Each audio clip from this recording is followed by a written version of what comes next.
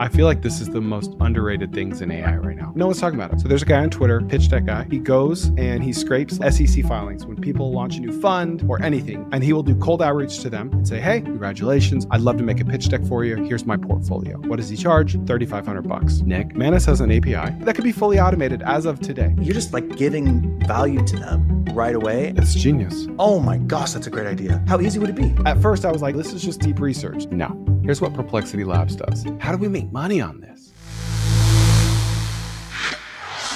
Okay, so I am chock full of ideas today, but I have one that's literally 10 minutes old. Like I just bought the domain name 10 minutes ago, and Replit is building it literally as I speak because I just can't wait. I'm not going to lie, Nick, you kind of inspired this idea. Oh, am I going to be offended by this? No, you're not. Okay. So recently on your podcast, Nickonomics, you've been asking people every day how are they using AI, right? It's true. And so I've just been thinking of that question. How are you using AI? How are you using AI? And it's like, I feel like that's going to become a standard question over the next decade, right? It's like, what do you do for work? What do you do for work? What, like that question will never get old, but instead it's going to be not let's going to replace it, but it's going to be that type of question where it's like, oh, how are you using AI? Right? Because that is the hardest part with all of this is just thinking of how to use it. Like, oh my gosh, this new feature is amazing. It's going to change the world. How do I use it? Or more importantly, where in my business or where in my life do I apply this? Because I just don't know. And it's too much. You don't even know where to start. You don't even know which question to ask to get started. Like, okay, which of these tools do I even use to get started? I totally agree. Yeah. Okay. So I went to Namecheap and I looked up how do you use AI.com, and it was not taken. No. It was not taken. So I bought it. And then such a good name. It's a good name. I'm going to share my screen. And I went to Google Trends. I did this after I bought it, to be fair. And I'm sharing the Google Trends chart of the phrase, how do you use AI? It peaked, like the local peak was February, which is interesting. I think Operator came out in February. That sounds about Operator. right. Yep, that sounds about right. But it's still climbing. Like if you're just listening, it's a good looking chart. Okay. And so I started thinking, and this is literally 10 minutes old. So this is probably a bad idea at this point, but you'll help me make it a good one, right? Yeah. Right. And I'm not thinking of $1 billion idea right now. I'm just thinking of a wrapper, some sort of a website, a gimmicky website, maybe a newsletter, something. This is what I have Replit building me right now. Can I read you the prompt? Yes. Okay. I want to build a website where people can merely submit ideas to others of how they are using AI. This is the key. But you can only see everyone else's use cases once you submit your own use case. And then you can upvote others' ideas of how to use AI after you submit your own. So it's like you have to give to the system before you get back from the system. You got to give. You got to give. Did you give? And then they can subscribe to be notified of all the top upvoted ways people are using AI every week. So upvotability, you can't see anything on the website and when you go to the website, it's just an open cursor box, just like you see on Replit or ChatGPT or anything.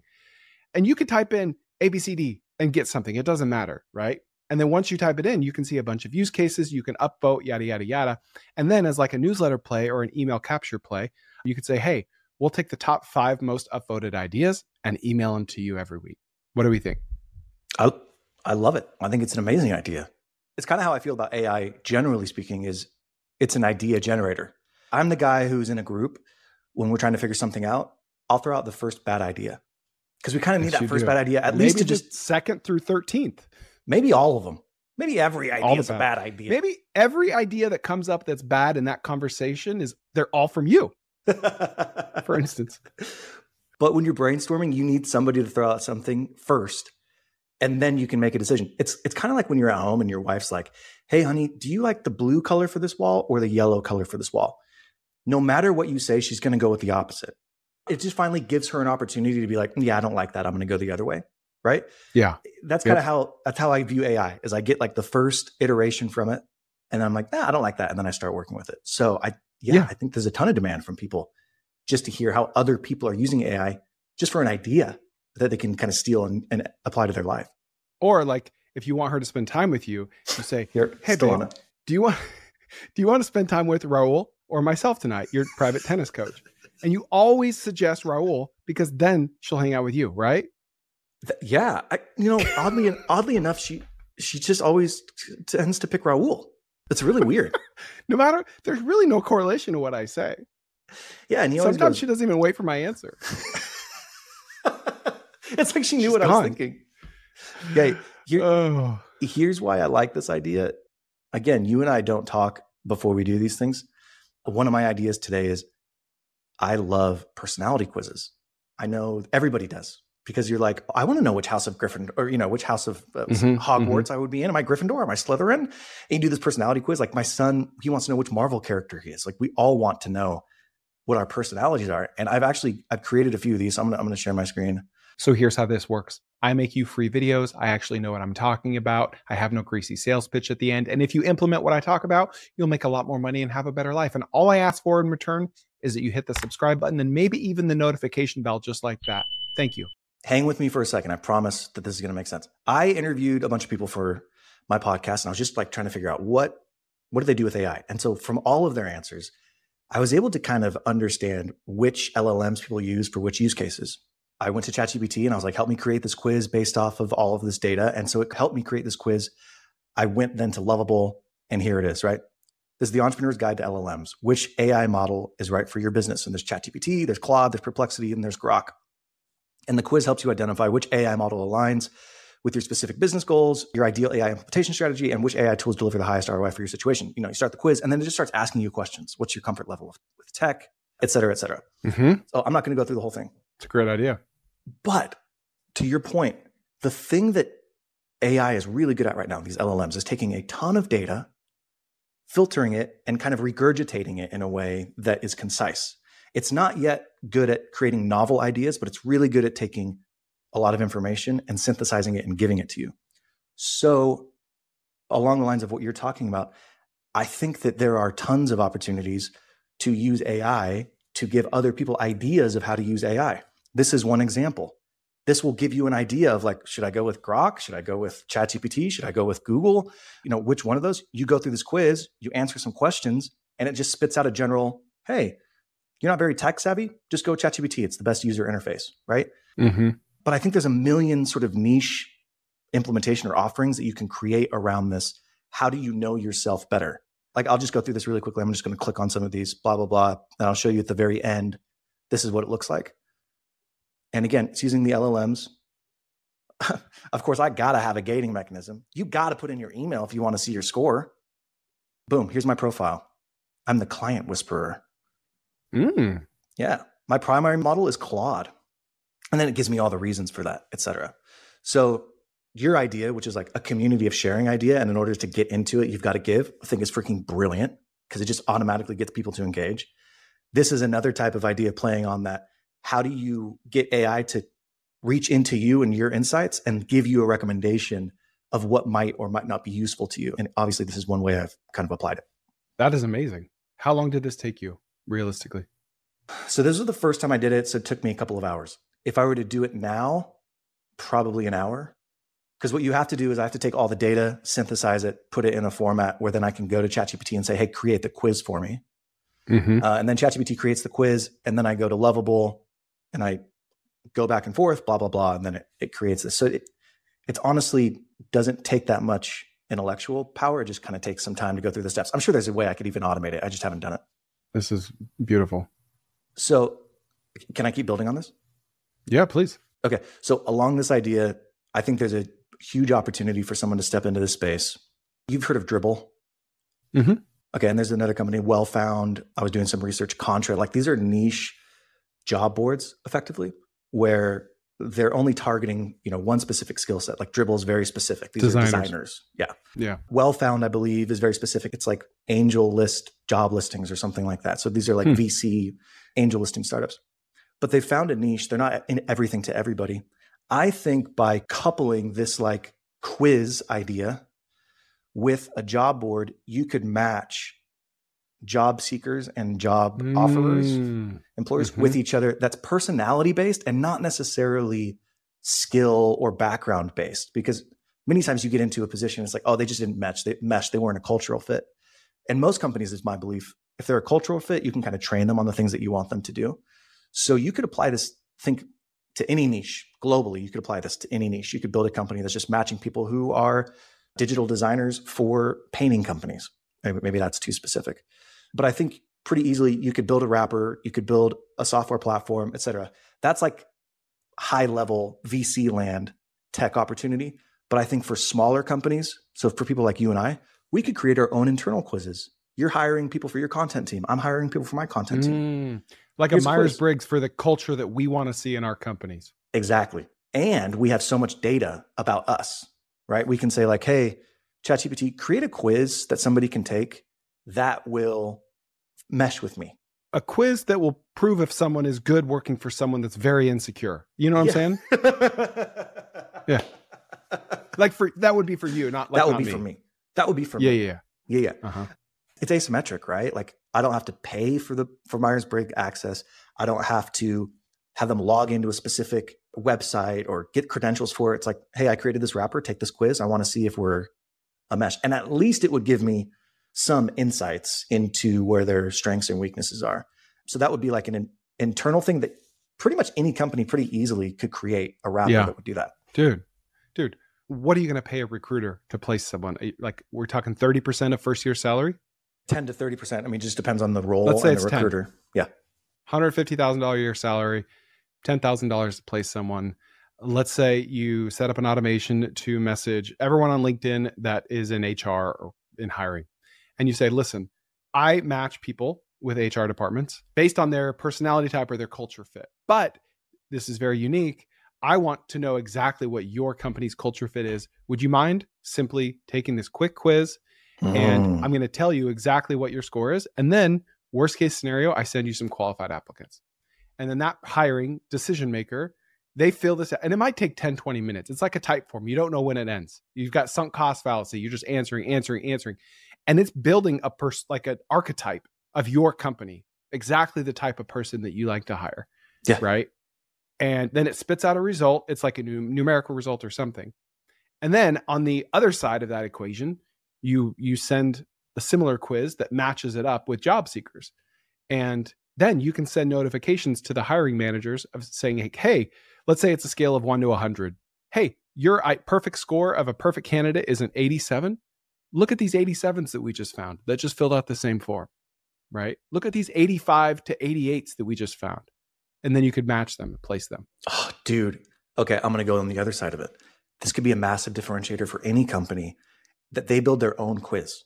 It's like, hey, and I don't know, you're better at this than I am. I don't know how they would get people to take it, but let's say they build their own quiz. It's a lead magnet. People start taking it, and then they're just building. In order to get the quiz results, you've got to put your email in. So they're just building this list where anytime they have an open position coming up, they can go to the list and be like, oh yeah, Shonda 857, she was a 9 in these skill sets. Let's reach out to her. So let's think of a company that has a really It's like they could white label it from us, right? Yeah. Like they would use it internally. Yeah. Or let's use you as an example. How many followers do you have across platforms now? 3 million. 3 million. Let's say that you decided next week that you're like, hey guys, I built this cool quiz with AI. It only took me 20 minutes. Check it out. And it was specifically for this. Like it was asking questions about potential employees. For every video that you post, how many views do you get? 800,000. Okay, 800,000 to a million. And let's just say 1% of those people, so 8,000 people to 10,000 people actually go and fill out the survey. You've got 10,000 people who filled out the survey with an email address that you can go at any time now to query if you're looking for a position. If you're like, oh, I need an accountant. Oh, I need a whatever, social media manager. I'm going to go look at this list right now and see how many of them actually matched with my company's culture score. It's a no-brainer. Dude, think about that for HR department. Even like big companies, HR departments, they could easily build this within an HR department. Yeah. It's not hard. Yeah. And you don't even have to include questions about their skills. It could only be questions about their personality, you know? Totally. Or their preferences. Do you ask any random questions in your interviews? Yeah. What are some of them? Like historically throughout your life, what have you been like abnormally obsessed with? One question that I always ask is, which one of these scenarios stresses you out more? Being dropped into the middle of a foreign country with no plan, no itinerary, no idea where you are, or going to a foreign country and every minute of every day that you're there is scheduled out to a T and you have no flexibility to do anything outside of what's scheduled for you. Now, which one of those would give you more stress? This is a scheduled one for Yeah, sure. it's the second one, right? Like, so usually if I'm interviewing a marketer, to be honest, if they're like, oh, the first one would stress me out more, I'm like, yeah, you're not going to be a good cold caller. Like, if you don't do good in ambiguity, I'm not. And I know like there are a lot of other factors there, but that's one of the questions that I ask. So to me, the whole quiz would be those types of questions. It's not going to be like, how would you rate yourself as a team player? Because everybody's going to answer that question the way that they think the employer wants to hear it. So video is cool, but you know what's better? Long form audio via podcast and my newsletter, tkopod.com. Go there to subscribe for free to my newsletter. It's 1 email a week, very tactical. And then go to my audio podcast, 3 episodes a week, stuff like this. You're going to love it. All free, no sleazy sales pitch, tkopod.com. Because if you ask them, do you have a high tolerance for ambiguity? Absolutely, I do. But you don't really know if that's true. Yeah. If that's what you're really getting at, right? Like, right. Another just quick interview question I love is it's very similar to yours. I think I stole this from My First Million, but it was like, what was the last project you spent all night working on or lost sleep over? Like, I just want to hear what they nerd out about. Like, what are you obsessed with? That's a really interesting question. Okay. Can I go next? Yeah. All right. So have you played around at all with Manus's new feature of creating pitch decks? No. I've read about it, but I have not played with it. I feel like this is the most underrated things in AI right now. No one's talking about it. Why aren't we talking about this? I'm going to share my screen. Well, you're pulling that up. So I've messed with GPT 4.0, right? And the PDFs and the slide decks that they can build are incredible, but you have to build them sequentially and you have to build them one at a time. It's not just going to spit out 10 slides for your slide deck. So what you're saying is Manus actually spits out the whole deck? Mm-hmm. Holy crap. I'm going to share my screen. All right, so this is Manus. This is my prompt. This is the whole thing. Make a PowerPoint deck for me showing the growth of the RV park industry. Like no details, nothing. Okay. And it worked for 12 minutes and 31 seconds. And it spit out this 12 slides. Holy crap. Where did it get that? Hold on. Go back to the first picture. Dude, I could be wrong. Have you used this picture before in an RV deck? It looks really familiar. It looks like one that I have used, but I don't think I've used this exact one. Okay. But I mean, look at this. Oh my, North American market growth, RV ownership. This looks like the deck that I use for the same purpose. Now, do you have this deck in Manus? Like, is it pulling from stuff you've already created or is this? No, totally I've on never its even own. asked it about RV park stuff. Yeah, I didn't teach it anything. Isn't that crazy? So when I use ChatGPT, it spits it out as a PDF. It's uneditable. Is this editable? It spit it out as a PPT, as a PowerPoint. Really? Yeah. Holy crap, man. So side quest here. How much are you using Manus right now? Not that much. I just started playing around with it when this new feature came out. I was using it a month or two ago, but I just moved on. What were you using it for a month or two ago? It's like agentic-like features. It kind of acts like Operator, but it wasn't as good in my experience. And so when I didn't like that output, I went back to ChatGPT. What are people using Mantis for right now? Manus. Yeah, that's what I said. I think they're using it for this a lot. I don't know. It's a Chinese-owned company. And so kind of TBD on what's happening with our data here. But we'll see. I think it'll work out, but we'll see. How big is the pitch deck industry? It's multi-billions. The corporate world is built on pitch decks. Pitch decks. Yeah. Yeah, it's the modern idea conveyor that we use. Yeah. So there's a guy on Twitter. I think he's the pitch deck guy. And his whole business, this is it. He goes and he scrapes like the filings, SEC filings, when people launch a new fund or anything, people that are about to need a really nice pitch deck. And he will do cold outreach to them in the right time, the right moment, and say, hey, I saw you launched a fund for buying single family homes. Congratulations. I'd love to make a pitch deck for you. Here's my portfolio. What does he charge? $3,500. Love it. And they look really good. They're really good. So, Nick, Manus has an API. Who's stopping you or anyone from building an agent or an app or anything? It could be just an automation with Gumloop or Lindy or Zapier that scrapes all those SEC filings, the funds that are launched, permissionlessly goes to Manus through the API and says, here's all the information for this fund. I want you to make a really good looking pitch deck according to these pitch decks. I want it to have this design and send it back to me. Boom, you get it. Then you go to Apollo or any other feature that finds people's contact information, and you cold email the pitch deck to them with watermarks that says, hey, congratulations on the fund. I made you a pitch deck. Would you like to buy this? Here's the first 5 slides. That could be fully automated as of today. Okay, so there's the pitch deck guy, and then there's Matthew Gore. I had him on my podcast. He's the pitch deck cowboy. He has that's his business, is he builds pitch decks for people. Yeah. Funny story really quickly. I was on my way to Bogus Basin in Boise, Idaho. I'm buying a freaking burrito at this random place. Order it. I'm picking it up. And this guy next to me goes, are you on Twitter? And I was like, why, yes, I am. He's like, are you co-founders Nick? I'm like, yeah. He's like, I'm the pitch deck guy. I'm like, wait, what? He's like, yeah. I'm the pitch deck guy. I live in Dallas, but I'm actually from Boise. So just what are the chances? Yeah, randomly on my way up the hill, I met him, which was freaking crazy. Cool. Yeah, totally random.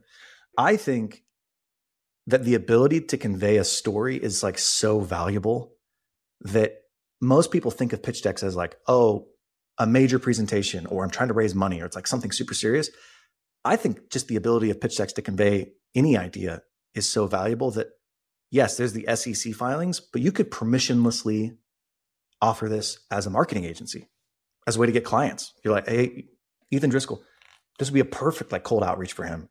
Just to permissionlessly have Manus take all of his ideas, put them into a slide deck by scraping whatever the list is that he's created off the internet, and just generate business that way. Yeah, I love your idea. I also think there's a bunch of different applications you could use for it for cold outreach. Dude, 2 more ideas. You heard of slideshare.net? No. It's either 5 or 10 million visits a month. What the frick? It's just a website for uploading your slides, your decks, to be hosted, to be viewed, right? So if you go to slideshare.net, you can see like Netflix's famous 125 slide presentation on culture there. And then you can also see, Econ 101 from Alabama Community College, some student group, they uploaded theirs so they could present it in class. And it has 3 views. Hundreds, if not thousands of slides are uploaded to slideshare.net every single day. This company sold to LinkedIn in 2012 for 112 million. And then they sold from LinkedIn to Scribed for, I don't know how much, it wasn't disclosed. So this is a big business. It's a 9-figure business. Why not do the same thing with that? Create a permissionless thing that anytime a new slide is uploaded to SlideShare, you revamp it, you redesign it. So instead of making one from scratch for the SEC filings, you're just redesigning them, sending them back to the original creator and saying, hey, you may like this better, you may not. If you do, buy it for $20, $200, whatever. And automate it. And automate it. Or, teachers paying teachers, teacherspayteachers.com. It's a place for teachers to sell their lesson plans. You could go on there. It's such a good name. Hey, teacherspayingteachers.com. What do they do? Well, they pay teachers. You could go on there and mass DM all the teachers that are selling lesson plans and say, hey, why don't you sell a pitch deck alongside the lesson plan? A lesson plan is great, but you'll probably sell even more if you have a pitch deck version. I'll convert that for you for $20. What are we doing? Or anything with a lesson plan. People who teach church, let's say we have a lesson plan for Sunday. What do we typically do? We're maybe we have something on our iPad, whatever. We could just easily upload an outline and be like, hey, create a PowerPoint presentation based off of this. Mm-hmm. What are we talking about right now, dude? What are we doing? Why are we even talking right now? We need to be grinding, building. Oh my God.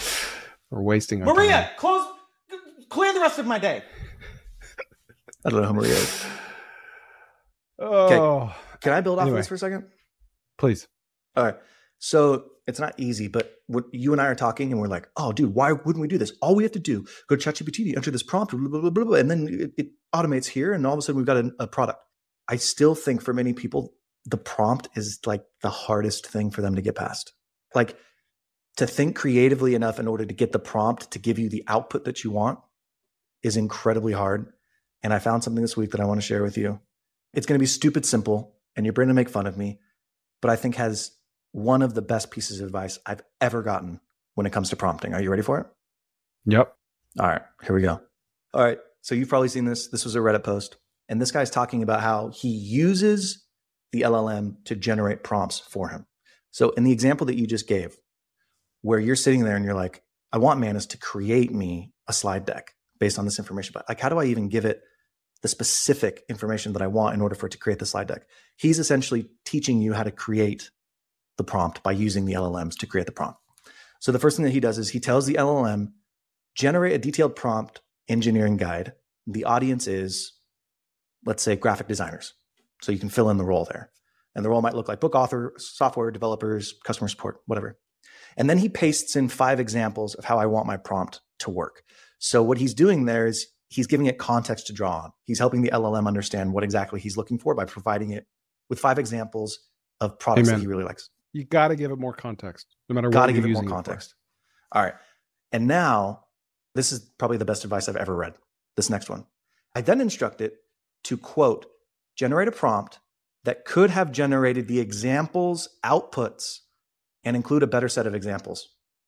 Dude, that blew my mind when I read it. So he's sitting there and he's like, hey, this is who you are. You're a graphic designer. Here are 5 outputs that I really, really like. Now I want you to reverse engineer it and think of what the prompt would be that would create the outputs that you're currently seeing. So it's getting the LLM to think about, okay, what are all the different elements within the examples that are given to me that I need to get to in order for this prompt to generate something similar to what I'm seeing? What do you think of that? It's genius. Like, I want to hang up right now and test this. Have you read this before? I feel like this is something that you've seen this. Okay. It blew my mind because it's like so simple, and yet it's going to be so impactful. I've already started using it, and the outputs that I'm getting are way better than I've ever gotten before. It's pretty incredible. How long does it take, though, to put all this together?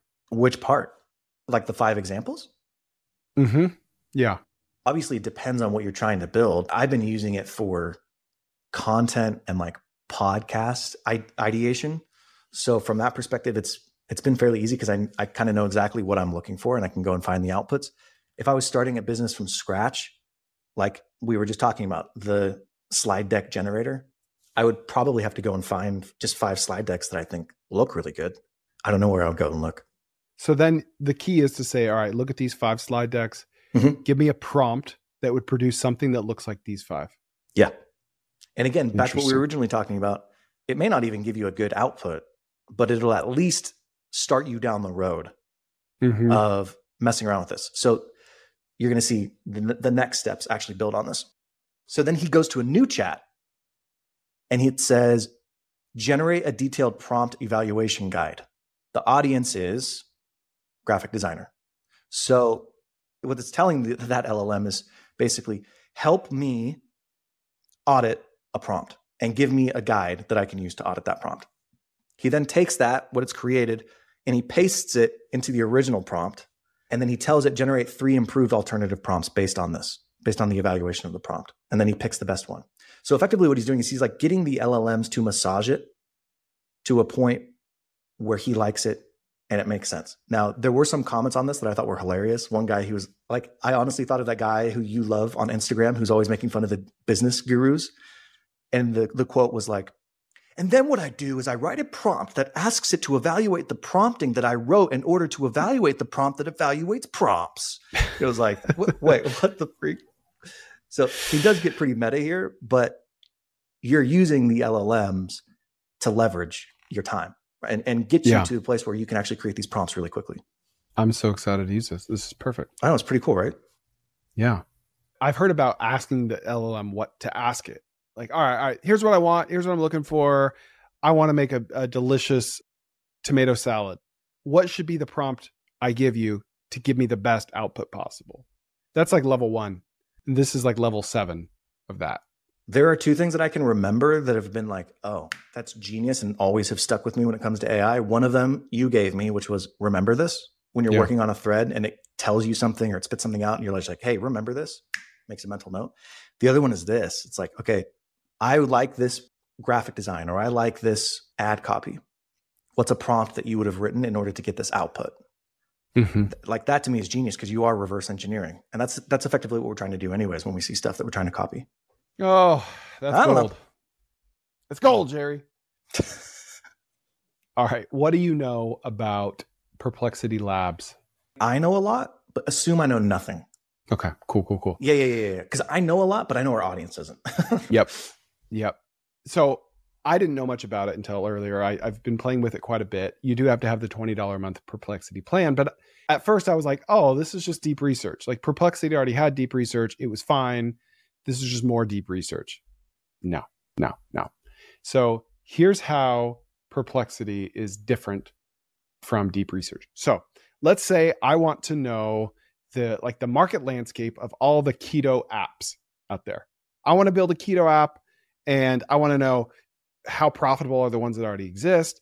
What's their cost per acquisition if they're using Facebook ads? How many downloads do the top 5 keto apps get? I want to know all this stuff. I'm going to go to deep research either on Perplexity or on ChatGPT and give it that prompt. And it's about 10 minutes later, it's going to give me thousands of words with like a really thorough output. Here's what Perplexity Labs does. I just prompted this and my prompt was build an interactive chart showing the correlation between sourdough baking and RV traveling in a post-COVID world. I don't know why. That's all I can think of. So it gives you like multimedia. It gives you the information you're looking for in different ways. It will use charts. It will use PDFs that you can download where appropriate. It's kind of the difference between having an intern go do a little research for you and sending you a memo, and then having a 6-figure employee that's like a researcher going out and spending weeks aggregating all this data, knowing when to use a chart, when to use text, when to use pictures, when to use a PDF. That's kind of the difference between Perplexity Labs. So what we're looking at, if you can't see this right now, is there's an interactive chart. What's on the X and Y axis? Sourdough market size in millions. Okay. And then time period. Yeah. And then market size and RV shipments in thousands. So RV shipments in thousands is over here. Oh, so I'm assuming that the red is RV shipments? Yes. So that's seasonal, basically? Uh-huh. Yep. Interesting. Goes up in the summer. And so you asked if they were correlated. Does it say it's correlated? Yep. It's negative 0.004. Weak negative correlation suggests inverse relationship during certain periods. Interesting, dude. It gives you the chart so you can visualize it, but then it actually gives you a write-up. Yeah. Like and here's a non-interactive chart showing the same thing. But these are proprietary charts. These are not like they went and scraped the web and found some Yahoo who made this and posted it. It made these, yeah. I think it just took raw data from the web and made these itself. And look, here's a PDF or a CSV I can download. So sometimes it gives you a CSV, PDF, whatever you want. Sources on everything. So how do we use this? How do we make money on this? Gotta make money on this. Gotta figure out how to make money on this. I mean, to me, it just goes back to this allows you to leverage your time even more. As companies get bigger and they have more resources, they can throw more resources at smaller problems. So this would be an example of a smaller problem. It's like in the past, I'm growing a company. I need to do all of this research. But you, Chris Kerner, as you're doing all the market research, you're kind of like internalizing all of this stuff, right? You're looking at different websites, you're reading different blog posts, whatever, you're reading different charts. This gets you all the information that you would have otherwise gone out and just surfed the web for quickly in a format that you can digest. So to me, it would be a business built around servicing decision makers, people who have high leverage positions that are making decisions all day. And that's kind of where you get to as you grow your businesses. Dude, like look at this prompt result. Asking about the keto app market. It's all right here. All the iOS ratings, the annual price, how many weekly downloads, weekly revenue, active users, and it has 37 different sources for this data. Like, this is crazy. This would be like if I got in this ideation frenzy late at night, as I often do, and I really wanted to launch this keto app, I would stay up all night, like just doing this research that it did for me in 11 minutes. Okay, here's a lead magnet I think would be really cool. Digital agencies, they could be doing anything. They could be doing automation. They could be doing AI implementation within a company. They could be digital marketing, graphic design, anything. If they use this and they generated a report for every company that's on their list, because every one of these businesses has like an ideal customer. And let's just say your ideal customer is importers of pastel fabrics. I don't even know. You generate that report one time and you email it to them as a lead magnet to get your foot in the door. So then it spurs the next conversation because you're giving them something of real value where it's like, hey, next year, these are the projected I guess, I don't even know, tastes that are going to be in the pastel market. I know you make these decisions every single year around this time. Hopefully this helps you. The automation guys at automationlabs.com, whatever it is. Mm-hmm. They're going to read that. They're going to see that. You can track whether or not they open it. And then you can easily follow up with them next day, next week, whenever. But it's a really cool lead magnet that's really valuable. We talked about this before. IBIS World, where I work, they're charging $2,000 reports. That's a $2,000 report potentially right there that you can just use as a lead magnet now. As a lead magnet. Think about that. Yeah, I know. Like if you're a consultant, like how big of retainers could you get by leading with something like this? Dude, any business that wants a customer, name a business that's B2B. HVAC supply. Cool. HVAC supply. I'm an HVAC supply company and I'm looking for HVAC business owners. Why don't you just send an industry report for their specific market to every single HVAC owner? Hey. Yeah, it pulls in real estate data. Yeah. It pulls in, yeah. Yeah. Here's where the growth trends are of your market overall. Here's the age of properties in your market. Here's the, I don't know, typical home value. Here's the supply, whatever. It gives like the whole entire thing. Thought you might like this for your market. Hope you enjoy. Let me know if you have any questions. You're just like giving value to them right away. And who are they going to call the next time? Well, I mean, not necessarily everybody's going to call, but just in terms of a lead magnet and building trust with people, that would be phenomenal in B2B sales. Any B2B sale. That's a freaking cool idea. That's a freaking great idea. All right, what'd you think? Please share it with a friend and we'll see you next time on the Kerner Office.